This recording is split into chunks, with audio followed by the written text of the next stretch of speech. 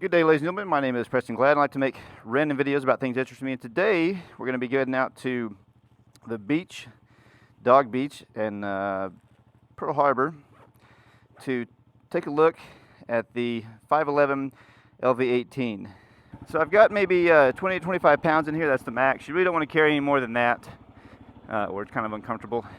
It does have a good harness system, and even though it has a spot for a hip belt, doesn't actually have a hip belt on it. I think that's something that should have maybe included, but especially for the price, it's 140 bucks, $145 depending. You can find it on sale from time to time. DJI likes to give 10% off a lot of the times on their website, so you can find it for under MSRP occasionally. Now you might notice there that the tripod is kind of sticking off to one side. It won't come out, but it doesn't necessarily hold it as good. You don't have any load straps up at the top section of the pack, so if you, whoa, I thought the little dog was gonna run out and get me. So if you do have something tall like the tripod I have on there, keep that in mind. I do have it cinched down, and I did pull up on it to see if it would fall out if I hit a big bump or shift it a certain way, and it won't. It's pretty well snug in there with that cinch strap down at the bottom, but it does kind of awkwardly lean off to one side, so just something to think about. With the current weight I have in here right now, again, it's about 25, actually it may be closer to 30 pounds. I'd say that this bag comfortably carries 20 pounds. Once you get in the 20 to 30 range, it starts to get uncomfortable. Anything over 30 it's not doable. And that's not really what this bag is designed for. It's designed to carry light loads, EDC, and we'll go over that here more in detail once we get to the beach. So we've made it out here to Fort Kamehameha Beach at the entrance to Pearl Harbor, and between the weed eaters and my child crying, hopefully the audio is not going to be too bad for this video. So let's go ahead and take a deeper dive into the 511 LV18. The 511 LV18 version 2 came out about a month ago, and the version 1 came out about 2 years ago. I have the LV6, 10, and 18 version 1, and I also have the LV6, 10, and 18 version 2. This video we're going to specifically cover the version 2 LV18, and we're going to compare it to the version 1 right here. For the most part, there's not a whole lot of differences, but we'll get more into that as we go along here. So the dimensions of the bag are going to be 19.5 inches tall by 11 inches wide and 5.5 inches deep. It does weigh 2.8 pounds, so it's a little bit hefty for this size of the bag. It's 30 liters. I believe that it doesn't really look like a 30-liter bag. When you look at it, you're like, wow, that's kind of small for a 30-liter bag, but it does hold quite a bit. The 18 and the LV18, I believe, refers to the amount of hours that it can sustain you for in a tactical environment. It is made of an 840 denier water-resistant nylon. It's a pretty decent little nylon. It's going to be pretty rugged. I think the 840 is a little bit overkill. I would have preferred to have a 500, but the 840 is just fine. It does have not watertight zippers, but it has water-resistant zippers. Basically, the zippers are turned inside out. They don't have the rubber coating on the zippers. They are YKK zippers, and they don't allow for water intrusion unless you're in just long periods of downpours, and then water will eventually get in there. But for the most part, the water resistance of this bag is pretty decent. It comes in 3 colors: turbulence, like I have right here, black, and a python. The python is what I have in the version 1, and it's kind of an OD green type of color. So what's different about the bag? Well, the first thing that's different is going to be the buckles. They switched the buckles to their Duraflex buckles, and they were Duraflex buckles on the version 1, to this kind of buckle that I'm not a huge fan of. They've done it across the entire line. They work, they're okay. They seem a little more flimsy than the other buckles, and they seem a little more easier to kind of unbuckle. I guess one of the things that they were saying is that people were having problems unbuckling the original buckle in the V1 with their gloves on, and so these are a lot easier, and these are definitely a lot easier. You just barely have to hit these and they come apart. So one of the biggest changes is going to be that they removed the loop section in the admin pouch. So on the version 1, you had this admin pouch which had the pin pockets, you have the key keeper, and you have another pocket right here. But on the version 1, this was all covered up until about the very top right here with loop for hook and loop to put your patches on or whatever. It made this whole admin section pretty much non-usable because you had to kind of pull it out. You could barely get your hand down in there. You really couldn't see down in there. So they've removed that, and that's a positive thing in my opinion. And so you can now get to the admin section with ease. Additionally, in this admin section here, the pockets for your mags to slide into, they made them shorter. I think they did that so that if your mags are in here, they're going to kind of hold the rigidity of this up. You can just kind of grab them and go, versus the old pockets were a little higher and you'd have to kind of stick your fingers down in there to pull the mags out. I prefer the old system because I don't keep mags in here. I keep longer things, small little tripods or batteries or something like that in here. And I want it to be able to retain it with the shorter pockets. If you do put something in here, they tend to kind of want to kind of flail out and fall out, especially when you open this up and fillet it down like this.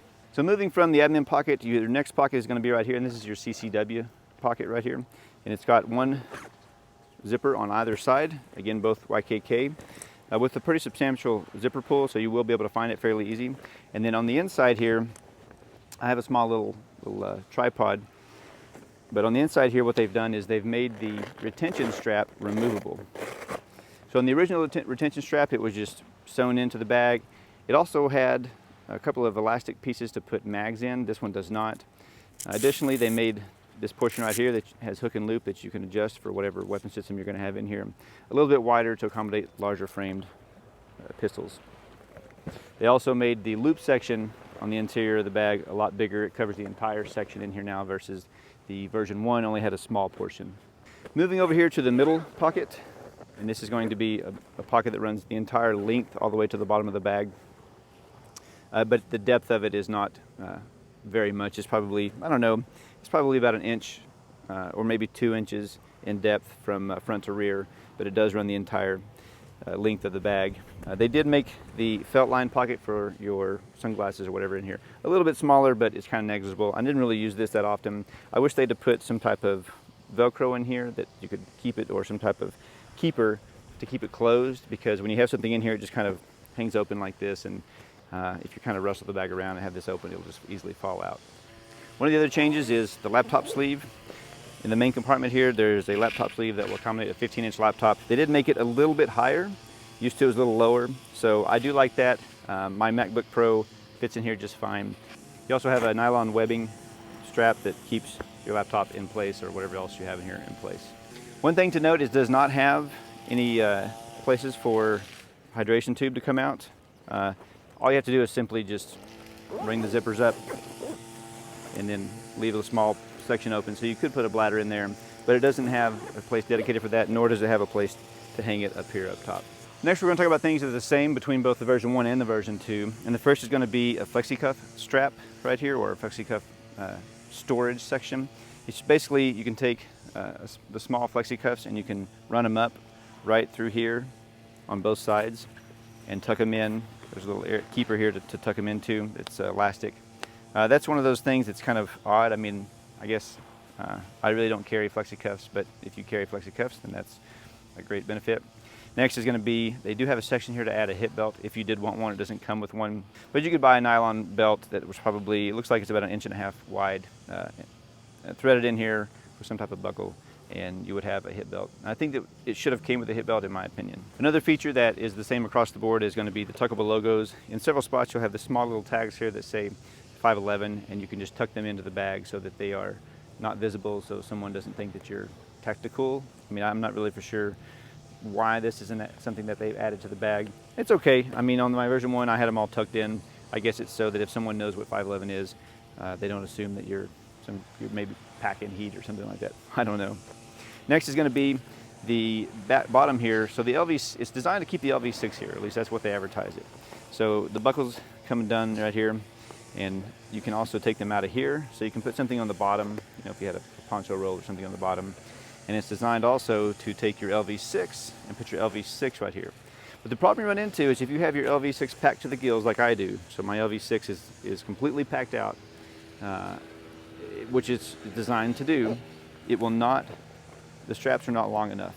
So even if you let the straps out all the way, if you have the bag full, you cannot buckle it. Now, if the bag is empty like it is right now, I can buckle it. But the second I load all these pockets with my cameras and all the other stuff in here, it pushes the bag out. And when it does that, you can no longer strap this over top of the LV6. So I think that's a design flaw. They could have just made these a little bit longer and it would have solved the problem. So if you look at these two bags side by side, they pretty much look identical. The yoke is the same, the padding is the same, and the overall design is the same. They did make a few small improvements that I do feel are improvements, and there's a couple of things that they probably could have done more to make this bag a little bit better, but didn't do. Maybe in version 3, it'll be a better bag.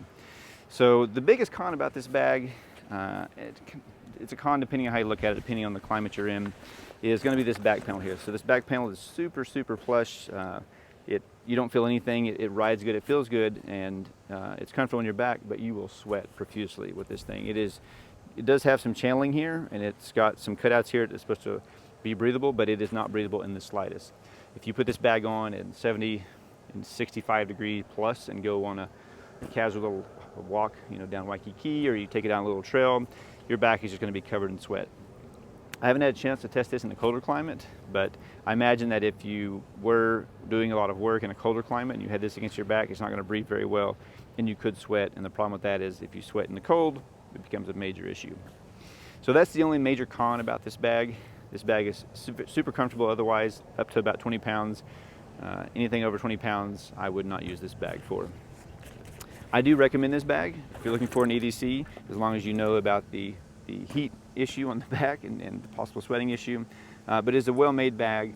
Some people have complained about this top handle. It is sewn in. There's a couple of spots here to where it's sewn in, but it's not really sewn in a large area like most bags are, so some people have said this could be a point of failure. However, I don't know anybody, nor could I find anything on the internet about anyone having actually broken this. Again, this bag is not designed to have really more than 20 pounds in it. It's probably really comfortable around the 15 pound. That's probably what they designed this for. 15, 20 pound max. Anything over that, if you have so much weight in here that you're ripping these handles off of this bag, you've got too much weight in here and you should have went to another bag anyway. So I appreciate you watching. I will have a video coming out about the LV6 V2 very soon. I've already got a video out on the LV10. I'll link that up at the top. And if you have any questions, leave them in the comments below and I'll try to answer them. And I'm probably going to have a couple of more reviews for bags coming out very soon, so just keep your eye out for that. And also going to have some moto vlogs coming and some other videos just of random things about things that interest me. So thanks for watching and aloha.